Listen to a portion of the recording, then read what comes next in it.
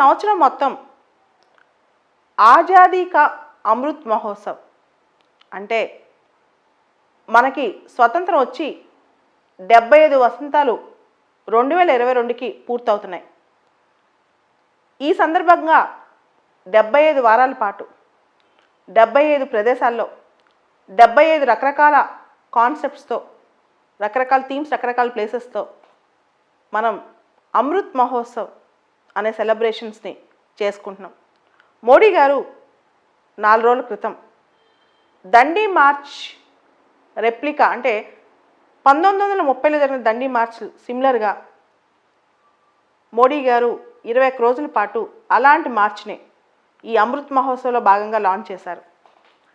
ఇక్కడ మనం అసలు దండి మార్చ్ విశిష్టత ఏంటి, ఇది ఎప్పుడు ప్రారంభమైందని, 1930 మార్చ్ 12వ తారీఖున ప్రారంభమై ఏప్రిల్ 6వ తారీఖున గాంధీ గారు సాల్ట్ లా బ్రేక్ చేయడంతో మొత్తం ఆయన ప్రయాణం జరిగిన ఈ అన్ని రోజులు మార్చి 12 నుంచి ఏప్రిల్ 6 వరకు దీనే దండి మార్చ్ లేదా ఉప్పు సత్యాగ్రహంలో గాంధీ గారు చేసిన ప్రయాణం గురించి చెప్తుంటారు చరిత్రలో.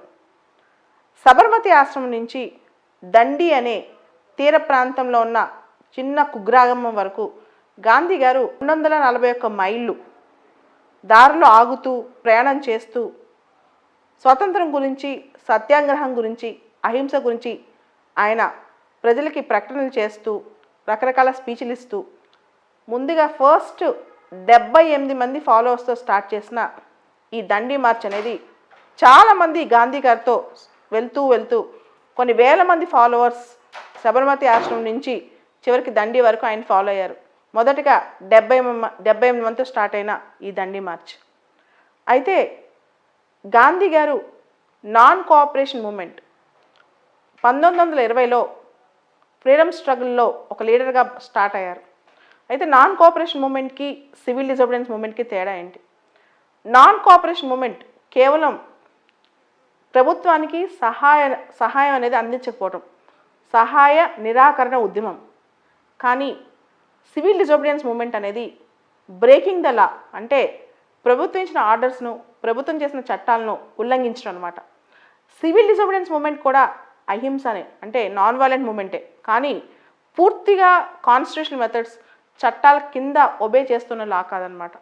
సో సివిల్ డిసోబిడియన్స్ అనేది లాని బ్రేక్ చేయడంలో సివిల్ డిసోబిడియన్స్ మనకు అక్కడ కనిపిస్తూ ఉంటుంది. యాక్టివ్ ప్రొటెస్ట్లు ఉంటాయి, గురావ్స్ ఉంటాయి, ప్రజలందరూ సత్యాగ్రహాన్ని పాటిస్తుంటారు, ప్రభుత్వానికి వ్యతిరేకంగా నినాదాలు చేస్తుంటారు. ఇవన్నీ కూడా సివిల్ డిసోబిడియన్స్లో భాగమే. నాన్ కోఆపరేషన్ మూమెంట్లో మనం చూస్తే ముస్లిం పార్టిసిపేషన్ చాలా ఉంది. ఖిలాఫత్ మూమెంట్ నాన్ కోఆపరేషన్లో భాగంగా ఉండటం వల్ల. కానీ సివిల్ డిసోబిడియన్స్ మూమెంట్లో ఖిలాఫత్ మూమెంటే కాదు, అసలు ముస్లిం పార్టిసిపేషన్ చాలా తక్కువ ఉంది. ఎవరైతే ఐఎన్సీలో, ఇండియన్ నేషనల్ కాంగ్రెస్లో ఉన్నారో ఎక్కువగా ఆ ముస్లిమ్సే సివిల్ డిసోబిడియన్స్లో పార్టిసిపేట్ చేశారు. కానీ ఈ ముస్లిం లీగ్లో ఉన్న చాలామంది యాక్టివ్ ముస్లిం లీడర్స్ ఎవరు పార్టిసిపేట్ చేయలేరు. అదేవిధంగా నాన్ కోఆపరేషన్ మూమెంట్లో ఉమెన్ పార్టిసిపేషన్ ఉంది, కానీ తక్కువ ఉంది. సివిల్ డిసోబిడియన్స్ మూమెంట్లో ఉమెన్ పార్టిసిపేషన్ చాలా ఎక్కువ ఉంది. అసలు గాంధీ గారు అసలు ఉప్పు సత్యాగ్రహం ఎందుకు మొదలెట్టారు, ఉప్పునే థీమ్గా ఎందుకు తీసుకున్నారు అంటే, మనకి 1930లో గాంధీ గారు ఇర్విన్కి ఒక లెటర్ రాశారు. దానిలో 11 డిమాండ్లు పంపించారు. దానిలో ముఖ్యమైన డిమాండ్, ప్రజలు ఉప్పు పైన ట్యాక్స్ కట్టకూడదు, వాళ్ళు సొంత ఉపయోగానికి డొమెస్టిక్ యూజ్ కోసం ఉప్పు తయారు చేసుకుంటుంటే ఆ ఉప్పు పైన ప్రజలు పన్ను కట్టరు అని, కట్టకుండా చేయమని ఇర్విన్ గారిని 11 డిమాండ్స్లో ఒక డిమాండ్ అడిగారు. అలా 11 డిమాండ్స్ అడిగారు. ఇర్విన్ గారు దాన్ని పెడచెవిని పెట్టడం వల్ల గాంధీ గారు ఉప్పునే ఒక ఆయుధంగా తీసుకుని సత్యాగ్రహాన్ని మొదలెట్టారు. అసలు ఉప్పు అనేది హిందూ, ముస్లిం, సిక్ ఇలా ఏ మతానికి సంబంధం లేని కామన్ యూజర్ ఐటమ్. అంతే, ఏ కులం, ఏ మతం, ప్రతి ఇంట్లో ప్రతి ఒక్కరికి అవసరమైంది ఉప్పు. దీన్నే ఆయన ఒక పిడికిలు బిగించి ఉప్పు సత్యాగ్రహం చేసి చూపించారు. అయితే ఉప్పు సత్యాగ్రహం దండి మార్చ్ స్టార్ట్ అయిన తర్వాత గాంధీ గారు దర్శన సాల్ట్ వర్క్స్కి వెళ్ళారు. మధ్యలో చాలా విలేజెస్ దగ్గర ఆగి సాల్ట్లా బ్రేక్ చేసుకుంటూ. ఈ దర్శన సాల్ట్ వర్క్స్ జస్ట్ వెళ్ళే ముందు గాంధీ గారిని అరెస్ట్ చేస్తారు. సో ఆ టైంలో సరోజినీ నాయుడు, మౌలానా అబుల్ కలాం ఆజాద్ లాంటి వాళ్ళు దర్శన సాల్ట్ వర్క్స్లో వాళ్ళు ఉప్పు సత్యాగ్రహాన్ని లీడ్ చేశారనమాట. అయితే దర్శన సాల్ట్ వర్క్స్లో ఒక్కసారి చాలామంది సత్యాగ్రహీస్ వచ్చి ప్రభుత్వానికి వ్యతిరేకంగా వాళ్ళు సాల్ట్ లా బ్రేక్ చేస్తూ అరెస్ట్ చేస్తే చేసుకొనివ్వండి, ఎంత కష్టం వచ్చినా పర్లేదు, మేము ఉప్పు సత్యాగ్రహంలో పాల్గొంటామని చెప్పి.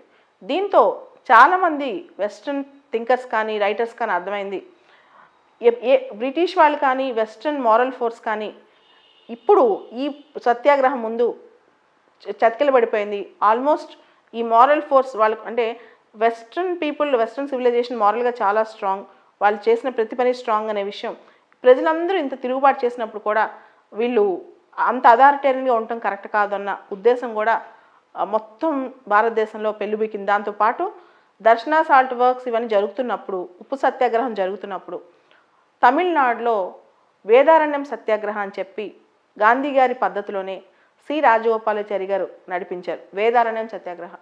అదే టైంలో కేరళలో మలబార్ రీజన్లో చిన్న స్థాయిలో అయిన కెలప్పన్ అనే ఆయన దీన్ని లీడ్ చేశారు. సో ఉప్పు సత్యాగ్రహం గురించి పూర్తి స్థాయిలో చదువుకుంటే మనకి హిస్టరీలో కానీ ఎనాలిసిస్లో కానీ ఒక ల్యాండ్ మార్క్ ఇష్యూని కంప్లీట్ చేసే అవకాశం ఉంటుంది.